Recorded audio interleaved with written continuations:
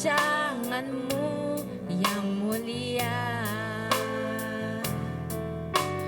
Dalam satu tubuh kami bersatu,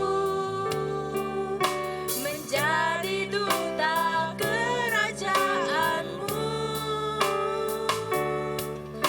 Ku ucapkan berkat atas Indonesia, biar kemuliaan Tuhan akan nyata.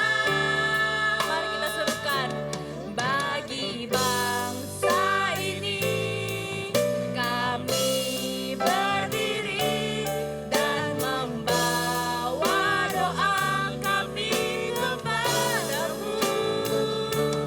Sesuatu yang besar pasti terjadi dan mengubahkan negeri kami.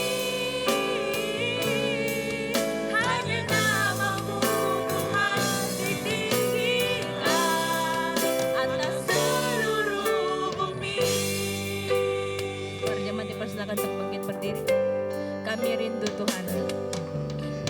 Kami rindu melihat Indonesia pulih dari semua problema. Dalam satu tubuh, dalam satu tubuh kami bersatu, pancarkan terang kemuliaan-Mu. Ku ucapkan berkat atas Indonesia, biar kemuliaan Tuhan akan nyata.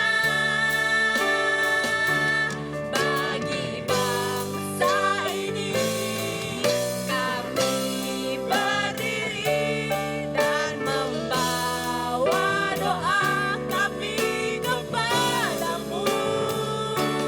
Sesuatu yang besar pasti terjadi dan mengubahkan negeri kami. Hanya nama-Mu Tuhan ditinggikan atas seluruh. Bagi bangsa ini kami berdiri dan membawa doa kami kepadamu. Sesuatu yang besar pasti terjadi dan mengubahkan negeri kami. Hanya nama-Mu Tuhan ditinggikan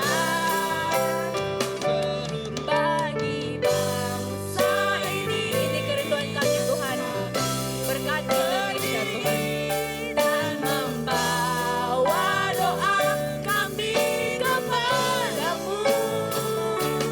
Sesuatu yang besar pasti terjadi dan mengubahkan negeri kami.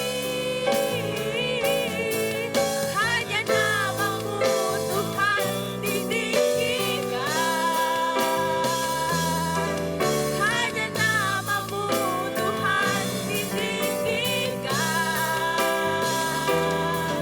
Hanya nama-Mu Tuhan ditinggikan atas seluruh bumi. Salam sejahtera, jemaat yang dikasihi oleh Tuhan Yesus Kristus. Saya bersyukur hari ini kita akan bersama-sama mendengar firman Tuhan, belajar bersama-sama, dan selalu saya ulang-ulang bahwa saya pun juga menjadi murid di dalam pengajaran dan kebenaran firman yang akan kita dengar dan kita pelajari bersama. Saudara bersukacita hari ini? Amin. Amin. Nah, saudara, saya memberi judul khotbah pada hari ini yaitu suka menolong. Suka menolong. Saya berdoa supaya kebenaran firman ini juga terus memperlengkapi kita di bulan kemerdekaan Republik Indonesia ini kita mau mengucapkan perkataan penuh berkat kepada bangsa dan negara kita. Saya ulang selalu bahwa kita perlu mengucapkan berkat supaya kuasa Tuhan bekerja di negara, tanah air di mana kita lahir dan juga kita hidup, ditempatkan Tuhan di situ. Yang percaya katakan amin. Suka menolong. Nah, saudara, saya mau buka dengan kalimat begini. Pertanyaan, ada yang punya hobi, kesukaan ya kan? Hobi itu kan kesukaan saya. Sukanya apa? Hobinya menolong. Mungkin ada beberapa saudara yang tertawa atau tersenyum karena itu satu kalimat yang unik ya. Karena secara natural kita lebih suka ditolong daripada menolong. Setuju enggak saudara? Ya, kita lebih suka untuk kita ditolong. Nah saudara, yang bisa atau mampu menolong tuh banyak. Tetapi apakah suka untuk menolong? Tentu tidak mudah. Butuh usaha yang disengaja, intentionally untuk menjadikan menolong itu menjadi sebuah kesukaan.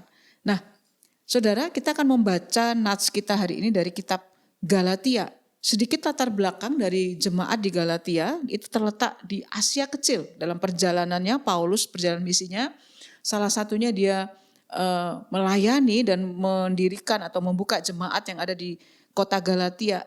Asia Kecil itu sekarang adalah Turki, saudara. Nah, latar belakang dari jemaat Galatia adalah jemaat ini disusupi sebuah ajaran yang menyesatkan, jadi ajaran sesat. Bahwa keselamatan itu ada tambahan, iman itu ada tambahan lewat perbuatan, lewat melakukan hukum Taurat seperti itu. Nah padahal saudara, Paulus ingin menekankan kembali hal dasar dalam iman itu hanya kepada Kristus. Kita diselamatkan bukan karena perbuatan, tapi kita diselamatkan karena karya dan iman kita kepada Kristus. Fokus utamanya adalah kita dibenarkan oleh iman kepada Kristus. Yang percaya katakan amin. Saudara, kita diselamatkan. Saya dan saudara mampu untuk mengerjakan perbuatan atau kebaikan itu bukan hubungannya dengan keselamatan.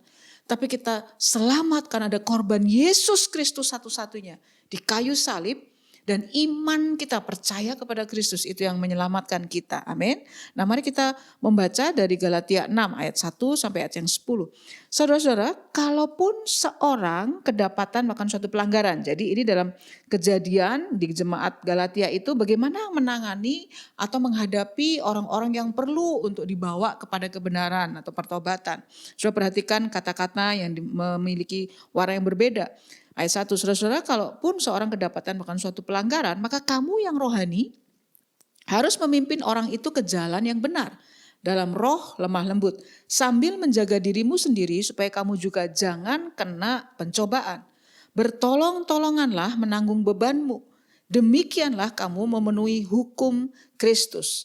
Sebab, ayat 3, kalau seorang menyangka bahwa ia berarti, padahal ia sama sekali tidak berarti, ia menipu dirinya sendiri. Nah, saudara, di ayat yang kita baca adalah bagaimana menangani orang-orang yang sedang membutuhkan bimbingan, membutuhkan untuk diarahkan kembali kepada kebenaran dan pertobatan. Dikatakan bahwa Paulus menulis bahwa pemimpin atau pelayan rohani harus memimpin orang itu ke jalan yang benar. Kata memimpin dalam bahasa aslinya itu artinya memulihkan seseorang. Yang melibatkan kita harus membimbing, harus dibimbing dalam pertumbuhan hidup yang benar. Kata memimpin yang diterjemahkan itu adalah dipakai kata memulihkan. Ini sama dengan kata yang dipakai pada waktu murid-murid memperbaiki jala. Jadi memimpin di sini artinya memulihkan, memperbaiki seseorang ya. Berarti sebuah tindakan yang melibatkan disiplin agar kehidupan seseorang itu pulih. Dan dia kembali mengalami kuasa dan kehadiran Tuhan. Jadi para pemimpin, para pelayan, para hamba Tuhan, khususnya secara pastoral, memimpin orang yang melakukan pelanggaran atau lemah itu saudara, supaya dipulihkan, diubahkan watak karakternya kembali dibentuk lewat disiplin. Jadi saudara, dalam kehidupan berjemaat, kehidupan sebagai tubuh Kristus tidak bisa lepas dari yang namanya disiplin dan pembentukan seperti itu. Dan bertolong-tolonganlah menanggung beban Paulus katakan adalah sebuah tindakan kasih. Ya, dalam konteks ini sebenarnya di ayat Galatia 6 ini adalah Paulus mengarahkan untuk fokus menolong, memberi kekuatan dan memberikan sokongan, dukungan itu kepada mereka yang melayani secara sepenuh waktu, guru Injil, gembala, misioneri seperti itu, yang setia. Jadi Paulus menegaskan kembali kepada jemaat di Galatia. Dan di ayat 3 tadi kita baca bahwa di dalam perjalanan kita, di dalam membimbing orang-orang yang melakukan hal-hal yang lemah atau dosa, kita tidak boleh menyangka bahwa saya lebih penting posisi saya lebih berarti, ya, dengan cara memaksa atau dengan cara-cara yang tidak sesuai dengan kasih Kristus. Maksud Paulus seperti itu. Dan dia katakan kalau orang menganggap dirinya berarti, ya, di sisi yang lain yang membimbing atau juga yang perlu dibimbing itu, bahwa kalau orang itu menganggap dirinya berarti padahal dia enggak sama sekali, maka ia menipu dirinya. Ini bicara tentang kita tidak perlu memiliki keangkuhan, kesombongan untuk kita terus diperbaharui, dipulihkan oleh kuasa Tuhan lewat orang-orang yang Tuhan tempatkan untuk membimbing atau memimpin. Ayat yang keempat dari Galatia 6 sampai ayat yang ketujuh. Baiklah tiap-tiap orang menguji pekerjaannya sendiri. Gimana caranya ini supaya kita bisa berhasil sebagai umat Tuhan untuk terus bertumbuh gitu. Baiklah tiap-tiap orang menguji pekerjaannya sendiri, maka ia boleh bermegah melihat keadaannya sendiri dan bukan melihat keadaan orang lain. 5. Sebab tiap-tiap orang akan memikul tanggungannya sendiri. Ayat yang ke-6, dan baiklah dia, siapa itu dia, yang menerima pengajaran dalam firman, membagi segala sesuatu yang ada padanya dengan yang memberikan pengajaran itu. Ayat 7, mari kita baca sama-sama, 2, 3. Jangan sesat, Allah tidak membiarkan dirinya dipermainkan, karena apa yang ditabur orang, itu juga yang akan dituainya. Tindakan mempermainkan Allah di ayat yang ke-7 saudara, terjadi saat seseorang menabur di dalam daging. Salah satunya tidak mendukung pekerjaan Tuhan yang waktu itu di dalam konteks di Galatia. Lebih banyak mengikuti keinginan daging, contoh boros, pengeluaran, atau katakanlah kalau di zaman sekarang ketidaksehatan di dalam kita mengatur atau mengendalikan diri dalam pengeluaran atau belanja. Paulus lewat Galatia mengatakan bahwa setiap saya dan saudara untuk bisa sempurna atau untuk bisa bertumbuh dalam kerohanian, kita harus lebih banyak menguji pekerjaan kita sendiri. Bahkan sebagai seorang hamba Tuhan atau pelayan Tuhan, menguji diri sendiri. Kita tidak boleh bermegah melihat keadaan orang lain, tetapi kita perlu menguji sehingga kita bermegah, artinya kita bisa mendapati kita ini sesuai dengan apa yang Tuhan inginkan dalam hidup kita, tanpa kita lebih banyak menghakimi orang lain. Seperti itu kira-kira saudara. Kenapa? Karena setiap kita, setiap saya dan saudara, dikatakan kita memikul tanggung jawab kita di hadapan Tuhan pribadi. Kita tidak bisa menyalahkan atau mengatakan faktor luar itu yang mempengaruhi kehidupan kita secara pribadi. Dan Paulus mengajarkan bahwa pada waktu kita ada di dalam satu tubuh Kristus penggembalaan saudara, maka kita yang menerima pengajaran firman Tuhan itu wajib ya harus membagi segala sesuatu yang ada pada kita, apa yang kita mampu, apa yang kita miliki untuk kita mendukung orang-orang yang memberitakan firman Tuhan, yang membimbing kerohanian kita. Saya tahu bahwa pengajaran seperti ini di zaman sekarang itu tidak mudah untuk diterima. Tetapi bukankah orang yang berdiri atas kebenaran firman Tuhan dan melakukannya dengan taat, maka kuasa dan anugerah berkat Tuhan bisa terjadi. Dikatakan kalau kita mengerjakan hal-hal yang tidak mendukung pelayanan firman Tuhan yang setia, mendukung pekerjaan Tuhan, kita rindu untuk mau dibimbing, kita rindu untuk mau dipulihkan, maka kita sama dengan mempermainkan Allah. Ya, akan menuai hal-hal daging dikatakan. Apa itu hal daging? Kehancuran, kerugian. Nah saudara, seringkali kita berpikir bagaimana saya menganggap Tuhan itu main-main. Pada waktu kita kemudian gagal di dalam dukungan kita kepada saudara-saudara seiman, khususnya di dalam Tuhan. Ya, Galatia 6 ayat yang ke-8. Sebab barang siapa menabur dalam dagingnya, tadi saya sudah katakan, ia akan menuai kebinasaan dari dagingnya. Tetapi barang siapa menabur dalam roh, ia akan menuai hidup yang kekal. 9. Janganlah kita jemu-jemu berbuat baik. Karena apabila sudah datang waktunya, kita akan menuai jika kita tidak menjadi lemah. Ayat 10.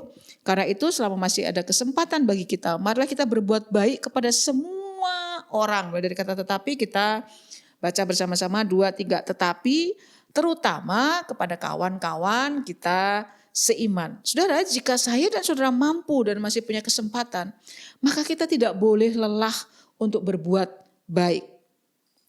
Ya.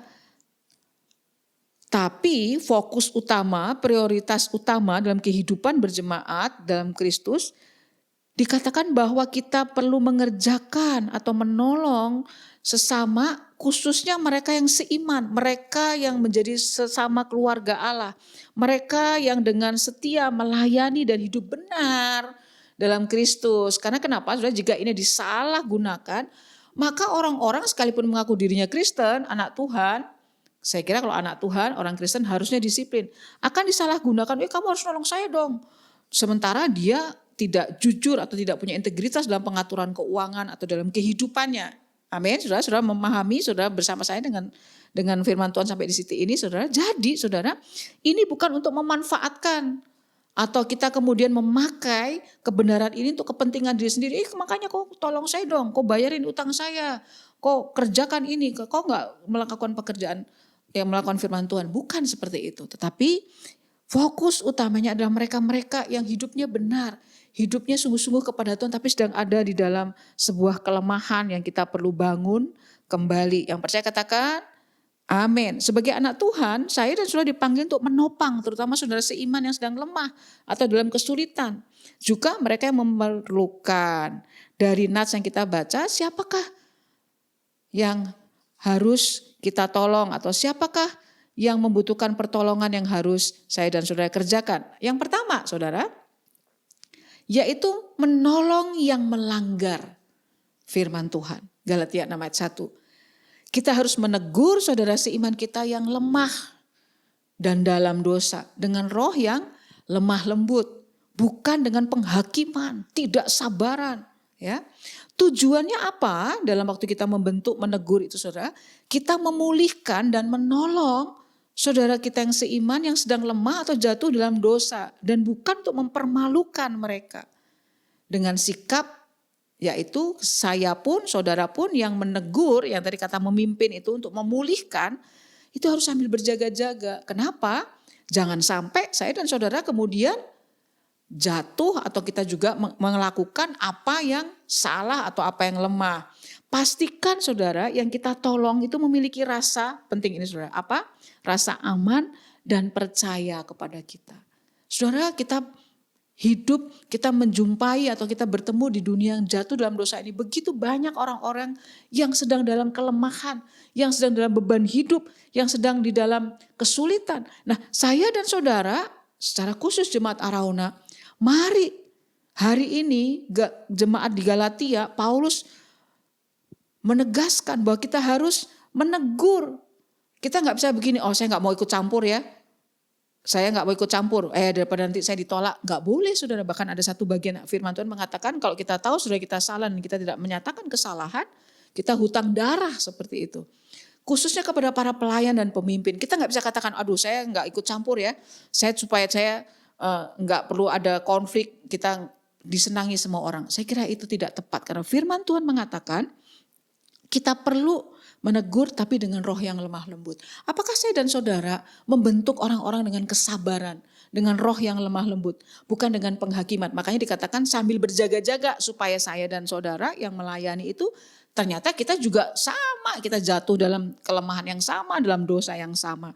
Nah, pada waktu kita menuntun dengan roh yang lemah lembut, ya, saudara, tidak untuk mempermalukan, maka orang-orang yang kita layani itu akan memiliki rasa aman dan dia percaya. Memberi waktu, ada orang yang cepat berubahnya, ada orang yang cukup butuh waktu.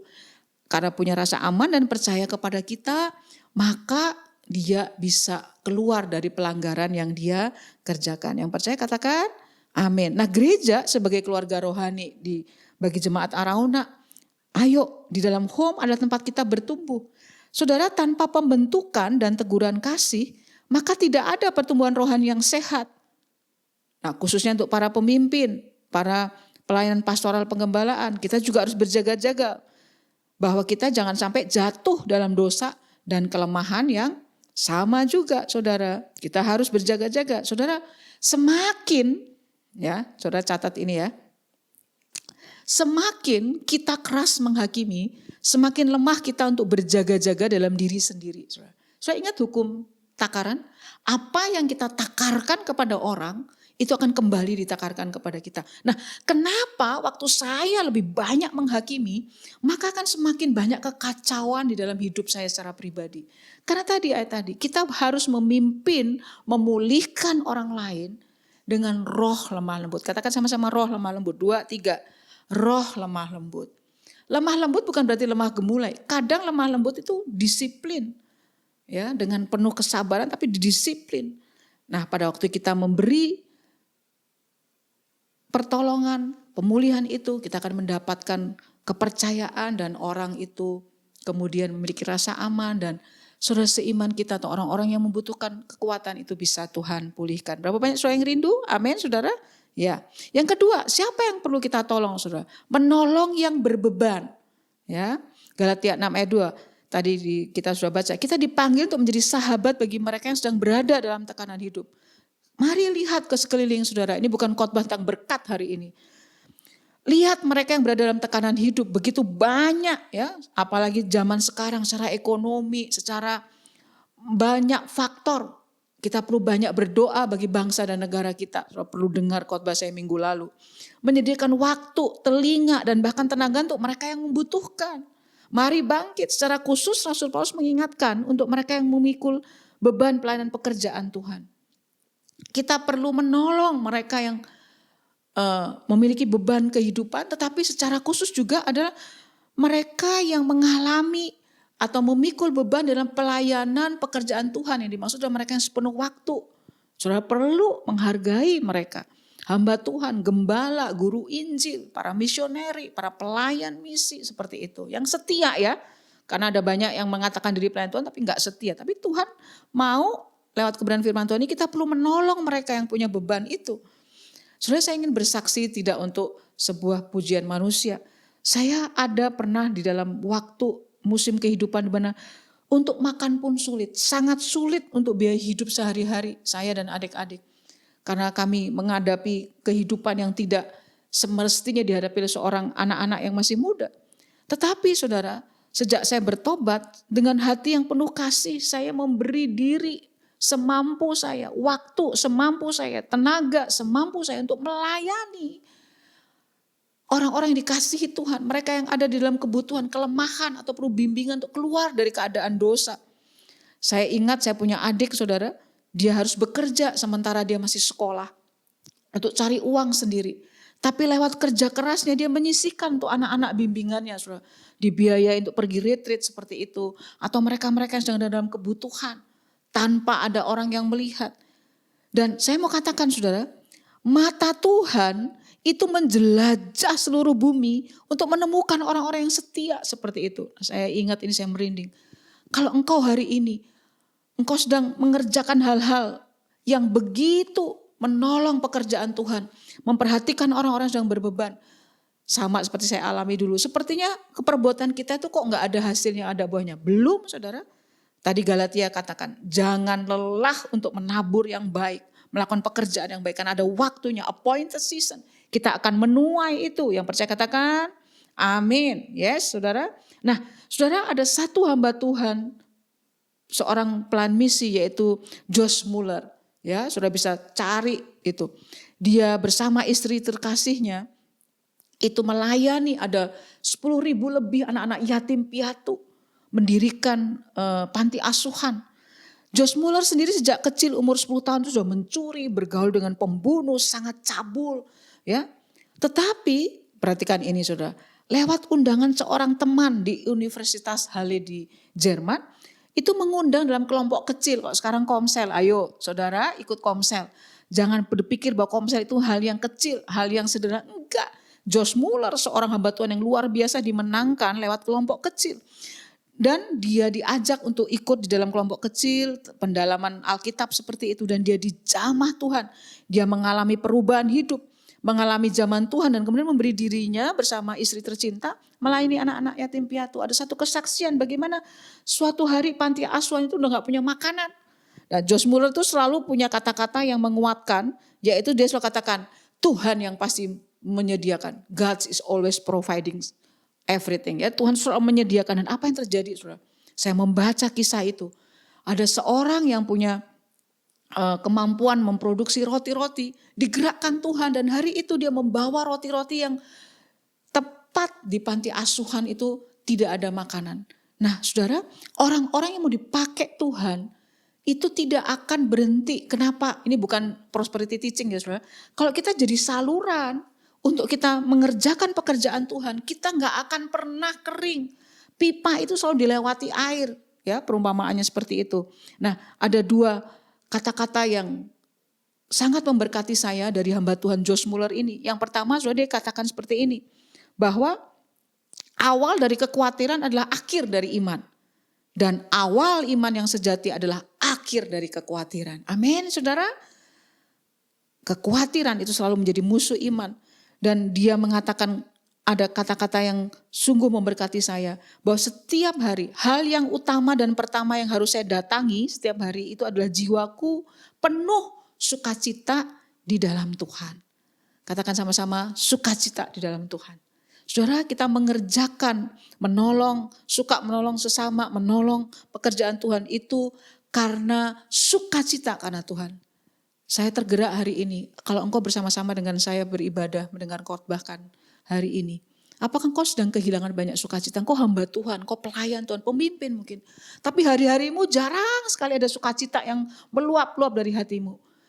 Seperti kata Josh Muller, yang utama dan pertama setiap hari, itu sukacita di dalam Tuhan itu harus menguasai hati saya dan saudara percaya, katakan amin.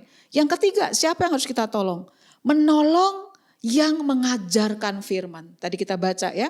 Saudara, kita perlu, saya dan saudara, menghargai pelayanan rohani yang dilakukan sebagai bagian penting dari pertumbuhan rohani saya dan saudara. Memberkati para pelayan firman yang membangun kita dengan motivasi agar Injil kabar baik terus diberitakan dengan kuasa.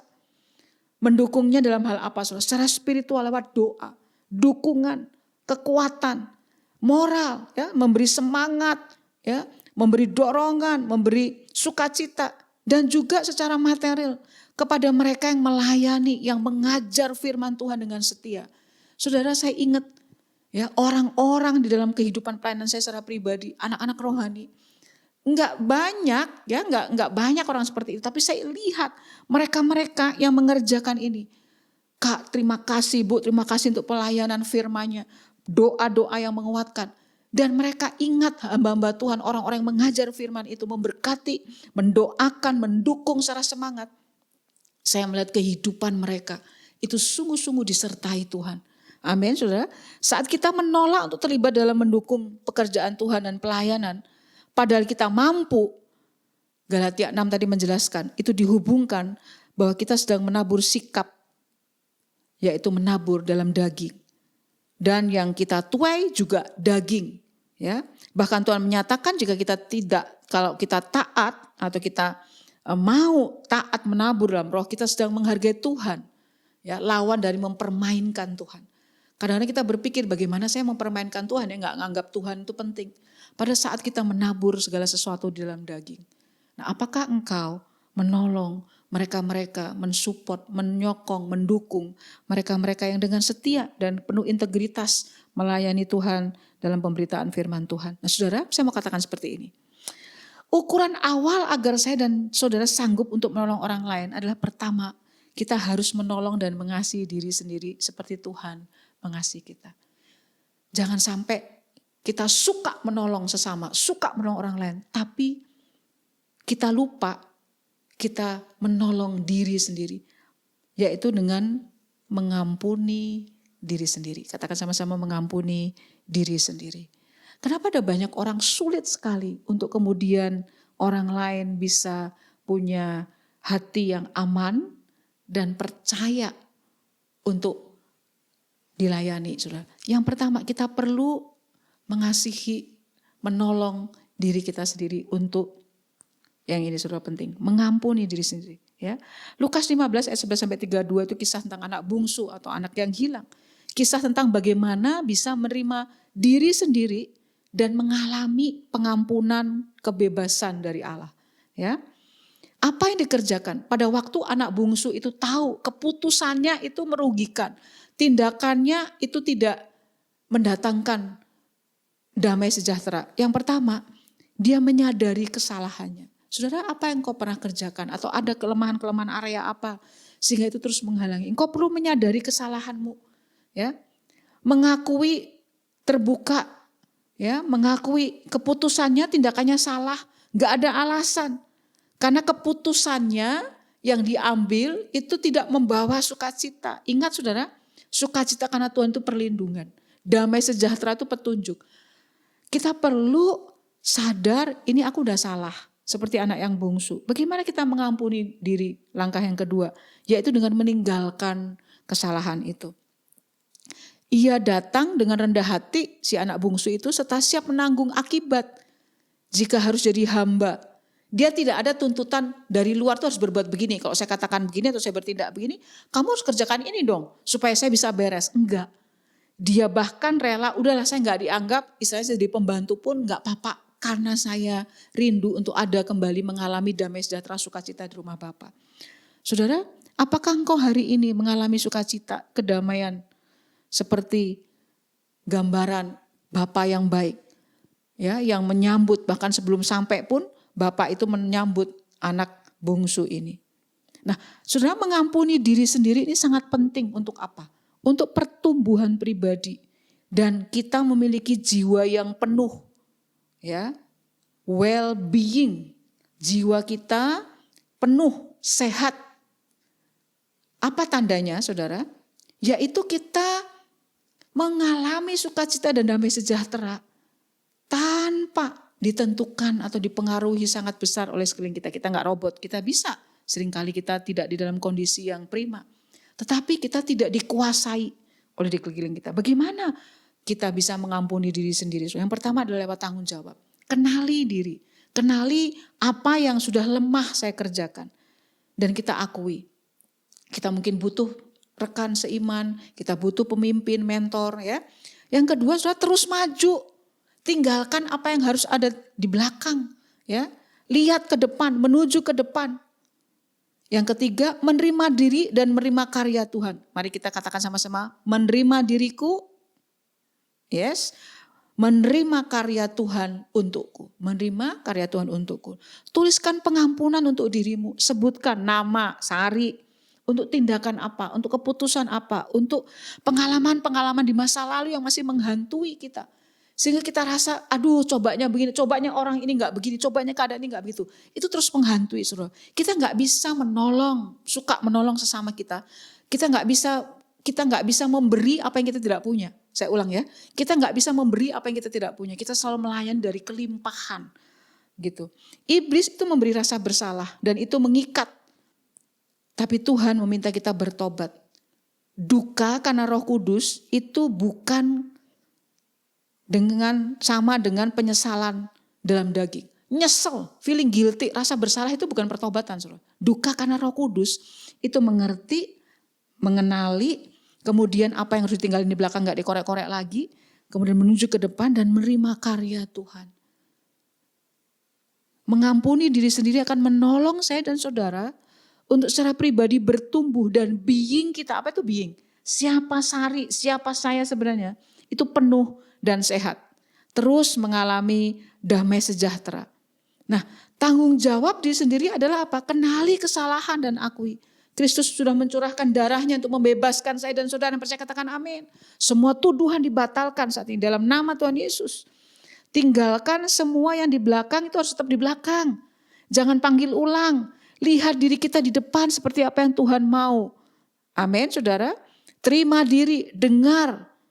Menerima karya Tuhan yang akan memampukan saya dan saudara. Saudara, sebelum saya mengakhiri khotbah saya hari ini, ada satu kata yang kita perlu kerjakan. Daud sering mengerjakan ini. Selidikilah aku Tuhan, lihat hatiku. Apa itu saudara? Kontemplasi. Berbagilah orang yang murni hatinya. Ya, bagaimana kita menjaga kemurnian hati kita sehingga kita memiliki kemampuan untuk suka menolong sesama kita. Tadi ada 3 yang harus kita tolong. Apa itu kontemplasi saudara? Tindakan merenungkan secara mendalam dengan penuh perhatian dan kebulatan pikiran untuk melihat diri kita dalam tuntunan Roh Kudus secara firman-Nya. Bukan lewat apa yang di luar, tapi di dalam. Kesadaran, merenungkan dalam-dalam.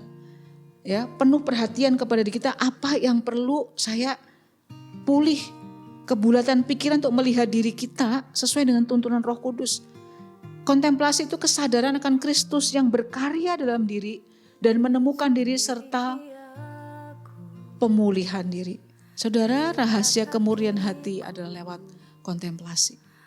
Ya, saat sendiri bersama Tuhan. Gak ada yang salah dengan itu, saudara.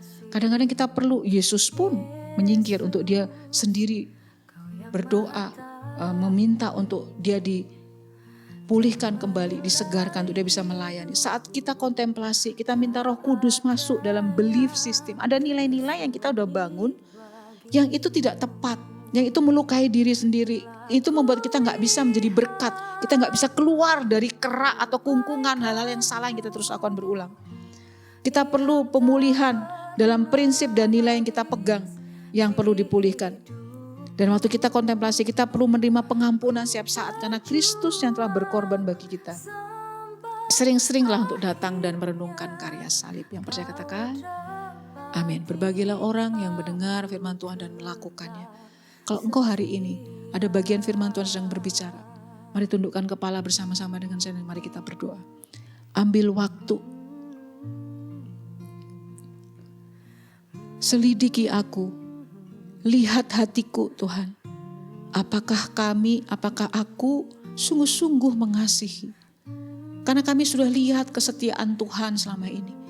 Pada waktu diri kami dipulihkan, anak bungsu itu melayani dengan maksimal, beda dengan anak sulung. Mungkin di waktu-waktu yang akan datang, kita akan belajar, kami akan belajar tentang bagaimana memiliki hati yang murni, mengalami kuasa dari kontemplasi sendiri bersama Tuhan. Dan pada waktu kita pulih, seperti anak bungsu itu pulih, dia melayani, dia bisa mengerjakan yang sangat luar biasa bagi Bapaknya. Ya, kita bisa menolong apa yang kita sudah dengar pada firman Tuhan pada hari ini. Saudara, hambamu mau berdoa. Tuhan, hambamu sudah selesai berbicara. Kiranya engkau turun di tengah-tengah kami. Engkau melayani setiap kami, menyembuhkan, memulihkan. Pada kami, waktu kami pulih Tuhan, kami akan memulihkan orang lain. Ada banyak saudara-saudara seiman, ada banyak orang yang sedang berbeban. Orang yang sedang ada dalam kelemahan dan perlu dibantu untuk keluar dari dosanya. Bahkan kami bisa mendukung, menyokong orang-orang yang setia dalam pemberitaan firman. Kami menjadi orang-orang yang menabur apa yang terbaik yang kami bisa untuk orang-orang yang sudah membawa pertumbuhan iman dalam kami. Bapa, engkau memberkati setiap kami, sembuhkan yang sakit. Kuatkan mereka yang sedang dalam pergumulan Tuhan, biar mereka tidak kehilangan iman kepada Kristus. Kami mengangkat tangan kami, memberkati bangsa dan negara kami Tuhan. Biar kiranya di ulang tahun yang ke-80 ini sungguh-sungguh ada pemulihan, pembalikan. Ada hal-hal yang supranatural terjadi. Ada anggaran-anggaran yang supranatural diluruskan kembali. Ada kebijakan-kebijakan supranatural diluruskan kembali. Di dalam nama Tuhan Yesus Kristus. Roh takut akan Tuhan turun atas bangsa dan negara kesatuan Republik Indonesia. Berdoa untuk gereja di mana kami digembalakan. Secara khusus untuk GBI Arau, mulai dari gembala sampai seluruh pelayan Tuhan. Engkau bekerja memulihkan setiap kami. Tuhan, bahkan kami berdoa, Tuhan mencukupkan setiap kebutuhan pelayanan, bahkan untuk gedung. Kami bisa tidak pindah-pindah, kami bisa melayani dengan baik. Engkau pasti membuka jalan, kirimkan sumber daya secara supranatural. Tuhan, terima kasih untuk hari ini. Kiranya Tuhan Engkau menolong setiap kami. Mari angkat kedua belah tangan saudara dan terima berkat dari Tuhan. Tuhan memberkati engkau dan melindungi engkau. Tuhan menyinari engkau dengan wajahnya dan memberi engkau kasih karunia. Tuhan menghadapkan wajahnya kepadamu dan memberi engkau damai sejahtera. Kiranya kasih Tuhan turun menguasai setiap saya dan saudara. Sukacita dan damai sejahtera penuh dalam hidup saya dan saudara. Di dalam nama Tuhan Yesus Kristus. Semua yang percaya katakan amin. Tuhan memberkati.